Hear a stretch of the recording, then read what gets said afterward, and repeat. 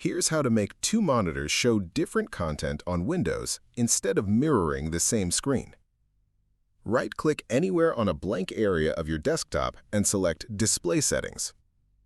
In the Displays section at the top, you will see both monitors represented as boxes labeled 1 and 2. Below them, find the Multiple Displays drop-down. It will currently be set to duplicate these displays, which is why both monitors show the same thing. Click the drop-down and select Extend these displays. Windows will briefly go black while it applies the change. This is normal. Click Keep Changes when prompted. If your monitors are not arranged the way you want, for example, if moving your mouse to the right goes to the wrong screen, drag the monitor boxes in Display Settings to match your physical setup.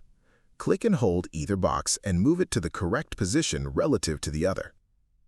Once extended, you can drag any window from one monitor to the other simply by dragging it to the edge of the screen in the direction of the second monitor.